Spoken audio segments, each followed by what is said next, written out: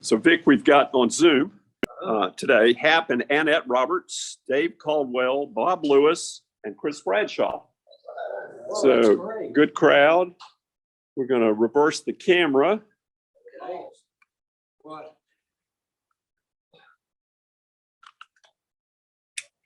Y'all want to say something to Bob about that football game yesterday? Or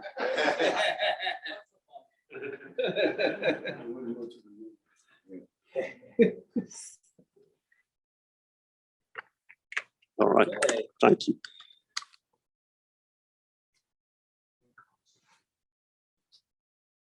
Well, listen, today we are celebrating All Saints Day. And I'm going to give a brief introduction to All Saints Day, and then we'll have three presenters who are going to tell us about the lives of some of our past members who have passed during the last year. And well, first, the origin of All Saints Day is uncertain. And some say that the Pope in the 4th century, Boniface, had started the tradition, and still other people say there are others starting. We got a new guy. Come on. Come on in.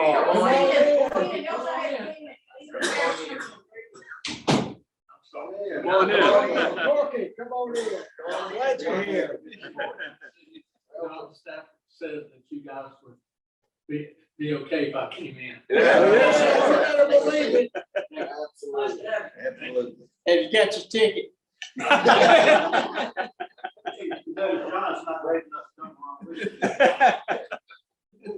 Well, listen, Corky, we're glad you're with us today, and I hope you'll feel free to come back. And well, listen, today we're celebrating All Saints Day, and I'm going to give a brief introduction, and then Ed Lewis just joined us on Zoom also. oh, great, thanks for warning me. He's from Tennessee. They use snakes. At any rate, we're going to remember the lives of these class members who have passed. David Dahl, Dr. David Hall, Jay Fowler is going to speak about David. Dan Williams is going to speak about Frank Gudger, and Jay Whittington, Julian Crowder. So we're looking forward to that. So although All Saints Day, the origin of it is still uncertain. It's all over the place. It's celebrated on different dates.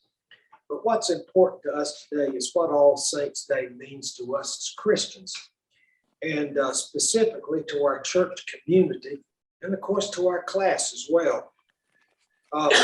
First, what is a saint? A saint means holy, means to be perfect, but that applies only to God. And it's only to us as secondarily does it apply the saint to us. It's people who lived a Christian life, followed the teachings of Christ, and inspired others to do so. Now, saints appears only once in the Gospels, in Matthew 27, verse 52. And the verse comes after Christ's crucifixion. The cloth in the temple is torn in two. And here's the quote. I'm using the King James Version, statewide title edition, large print, giant print edition. And this is the verse. And the graves were opened, and many bodies of the saints which slept there. Now, our early Christian martyrs certainly were regarded as saints. Somebody who lived great lives, were inspiration to others. Our 80-year-old to be has joined us. Thank you very much. And Smitty. Oh, I thought you were 82. No, 83. 84. 84. 85. Almost. 85. Almost 85. Wow. Getting up there. You're doing good, Steve. Now, certainly the early Christian martyrs, of course, Peter, Andrew, where Peter was crucified is now the location of the Vatican. But what the early Christians must have endured. And a Roman writer, Suetonius, writing at the end of the 1st century, described just how crazy Nero was, how he held Christians responsible for his own shortcomings. And when I say crazy, I mean crazy. He had his own mother killed, his own sister. And then when things went wrong for him and Rome was burned, he blames the Christians. And but what the Christians must have endured, how on earth they went through that. You know, crowded in the arena, killed by wild beasts. And as Suetonius describes it, what Nero did is tie the Christians, fishing families, and okay, great. So at any rate, he tied them to stakes, soaked them with fuel oil, and set them ablaze. That's just some of the depredations of Nero. Eventually, he got even crazier than the Roman Senate, and they ordered his arrest. And he rode out of town via Veneta, right past the place where supposedly Paul was executed, and eventually wound up in some small villa with only a handful of people around him. And he tried to kill himself by drowning, and that wouldn't work. And so he got a slave girl to push a dagger through his throat. His last words were, "The world is losing a great artist." And thank God they lost him. And so what they had to endure certainly is important. As I said, the Fishers are now with us. It's a tradition for life.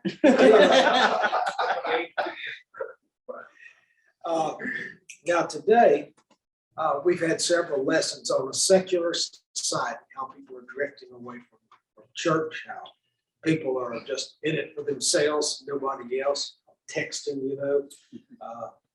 It's the society based on me and me alone. What can I do? And it's a disjointed society, polarized in many different ways. But being able to define a problem and being able to propose a solution to it, that's a horse of a different nature. How on earth do we turn the corner on a secular society, on people thinking like that? What do we do as a church? And I think the answer is what we are. It's a sense of community, of like-minded Christians, following the lessons of Christ, keeping Christ within us, and an inspiration to other people. And think of the ways that we've gotten together with others. I think of perhaps oyster roast. 2 years ago, right before the pandemic, there was such a wonderful spirit there, everybody together. And it's the type of Christian community, inspiration to others that other people would want to join. And when we think of young people, people in their teens, they would be attracted to that rather than somebody who gets on the computer and engages in cyberbullying, hate this person, hate that person, usually as a competitor for one reason or another. But a Christian community, thinking of others, loving others, forgiving others. People will want to be a part of that community. And I think that's how we turn the corner on a secular society. But we remember today those who were inspirations, who carried the Spirit of Christ within them. And it's a lesson to all of us. Now, our first speaker, Jay, you're up first. Why don't you come up and With Jay. expect that to be loud. I meant Jay Fowler, not Jay. You gotta be more specific. Hey, that's what my high school teachers called me, but I didn't listen.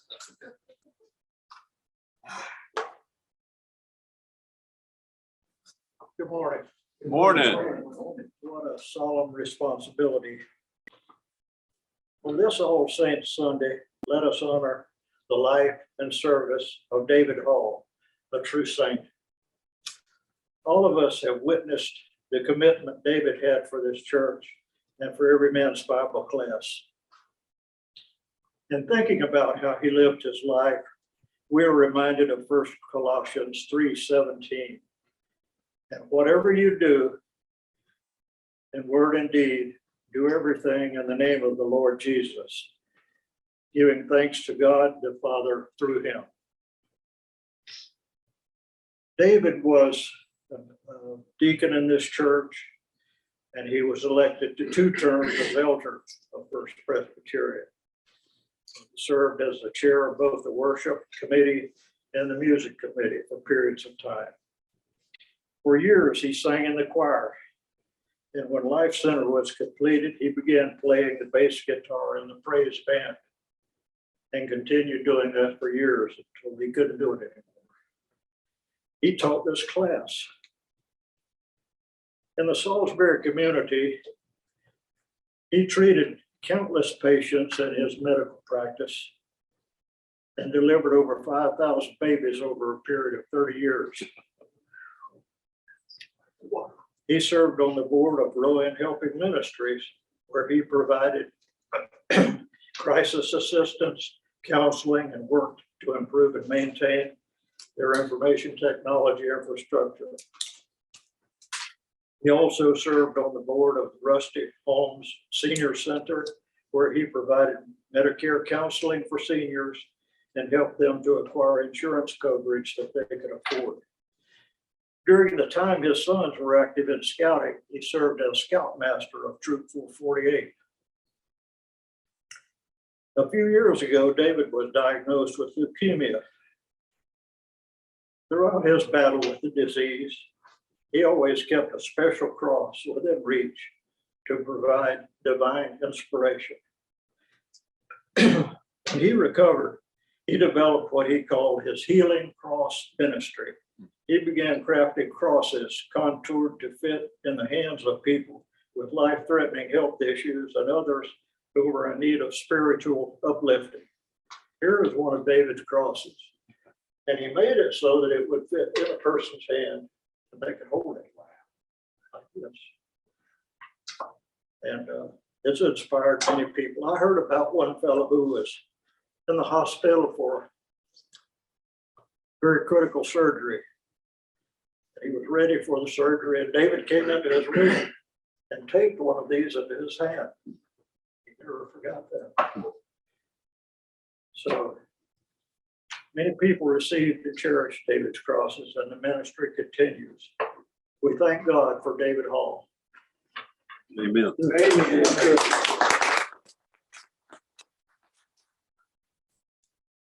I think Dave delivered my sister. There were times growing up when I wanted him to give her back. Dan, no, I didn't mean that. Dan.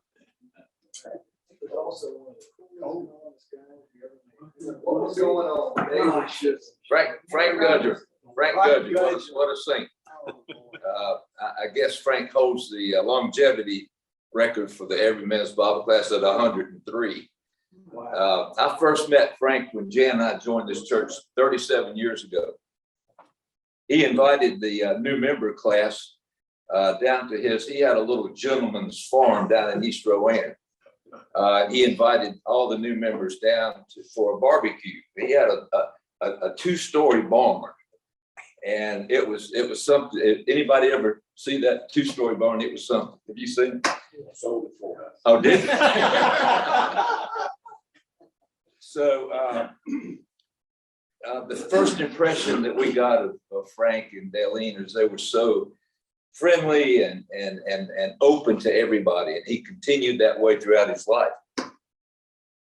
We sat together on the back row there, and one Sunday we came in. I said, Frank, where did you grow up? He said, I grew up on a farm off of Langtree Road, off of Highway Interstate 77.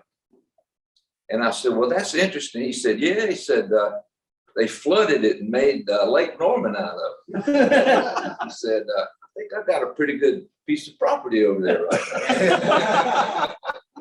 So at the time, we were doing some business with some commercial customers up off Langtree Road, and it was hopping, it was going. We actually talked about the possibility of putting a branch up there. And I told Frank that. He said, well, he said, I think that would be a good idea. So we come in every Sunday. I said, "You still got your land?" I said, "Yeah." I said, "What you gonna do with it?" He said, "Well, I got an offer on it, but I think I can do better than that." So I come in 2 or 3 weeks later. I said, "Frank, did you get another offer?" He said, "Yeah, I got one, but I think I can do better."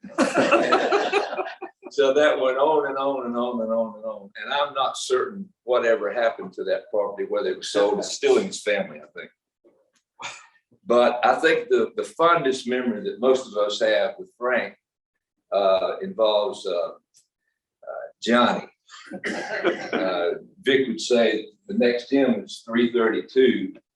Johnny said, and Frank would be back there and he'd be leaping through there. We halfway through the first verse. And Johnny Molino said, "You got it, Frank?" He said, "I'm working on it." So let's remember Frank Dudley, a real saint. Amen. Oh, goodness. Well, a two-story barn is better than a two-story outhouse. As far as that land that Gudger had, I saw them go at it in the kitchen. We're having coffee, and Gudger comes up to me and said, F&M was wanted to buy the land for the branch. And I said, "Fine, ask him how many tablespoonfuls of land does he want to buy?" Last thing I heard about the land was that it was reassessed and he got a tax bill for about $150,000. Wow. Jay. My turn? Yeah, your turn.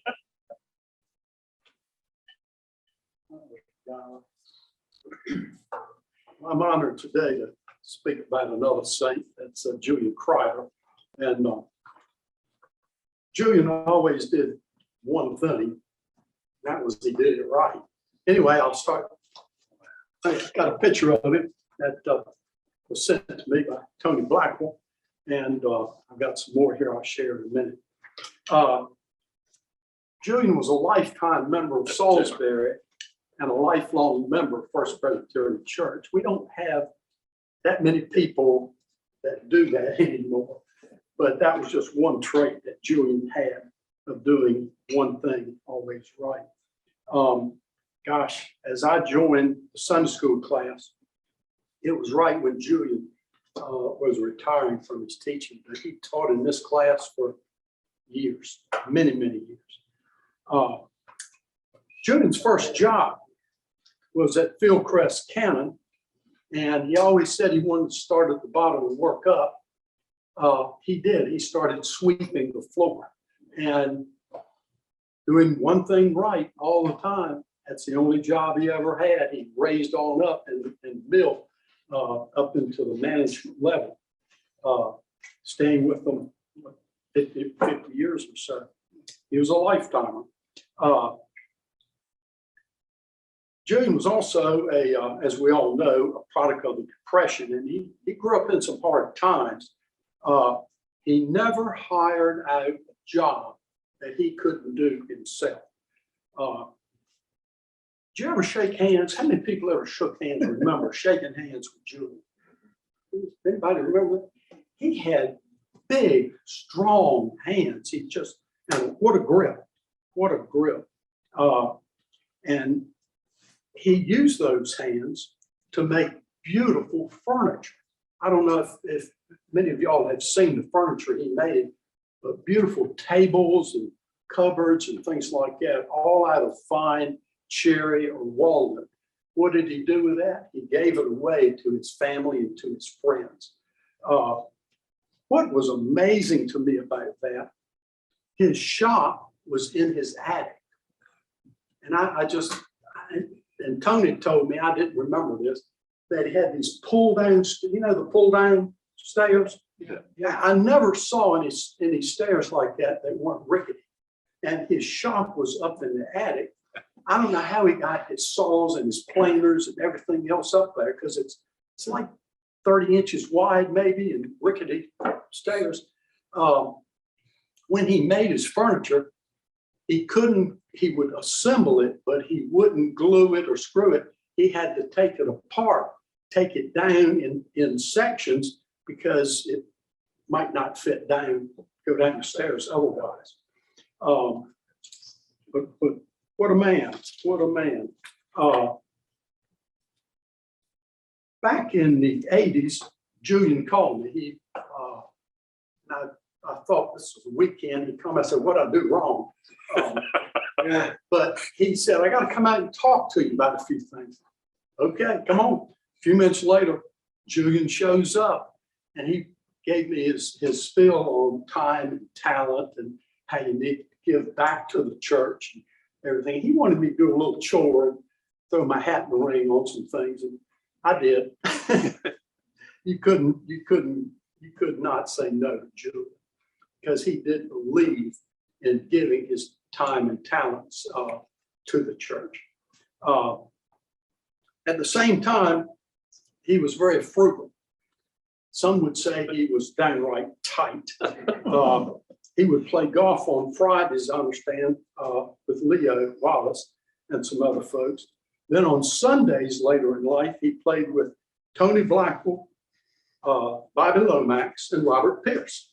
And they played for many, many years. Me two of those, and I pass those around. Those in the class that might have never seen Julian. But when I said he was frugal, they would, for many years, they would walk. And they would have pull carts or push carts. And Julian's push cart or pull cart was about as old as he was. And Tony said he had that thing wired together. He would not buy a new cart. It wasn't going to happen. Well, lo and behold, one day the cart just gave up, and I guess he didn't have any duct tape. So he had to get rid of the cart. Well, you would think he might go buy a new cart or look for something. No, not Julian.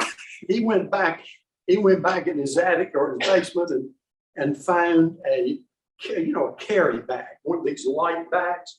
The bag was not new. It was old. Put his clubs in that bag and away he went.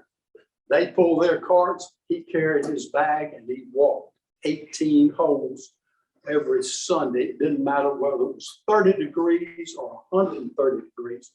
He was walking and carrying his bag.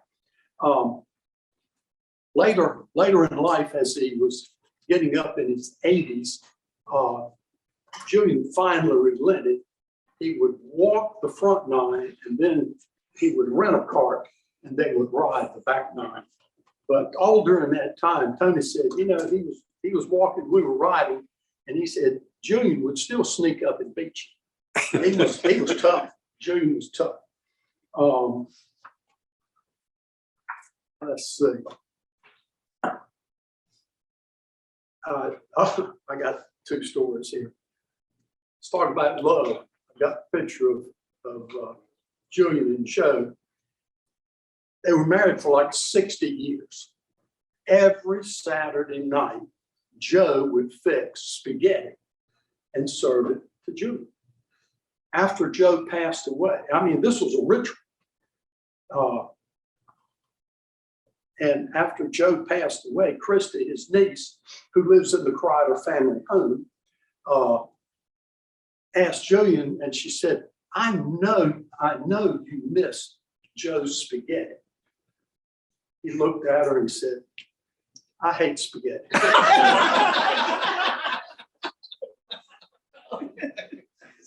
She said, what? You've eaten it for every Saturday night for 60 years. He said, I love Joe. She made it, she enjoyed it, and I was going to eat it. But he said, I never want spaghetti again. And that is a true story. The next story, and I'm going to finish with this. Julian, as I said, was a product of the Depression, and he always did a job he didn't want to hire it out. The only time was when he couldn't do something. Christy looked out her kitchen window one day. Here he is, almost 90 years old, up on an extended ladder up on his roof, cleaning out the gutters and doing something on the roof. Krista said, I can't believe it. She said, I'm not going over there now. Next day or so, she walked over because they were only a block apart. She walked over and said, Uncle Julian, I looked out my kitchen window yesterday and I saw you on the roof. I do not want to see you on that roof again. Jimmy thought for a minute. He said, Christy, if you don't want to look out your window and see me on that roof, don't look out the window. True story.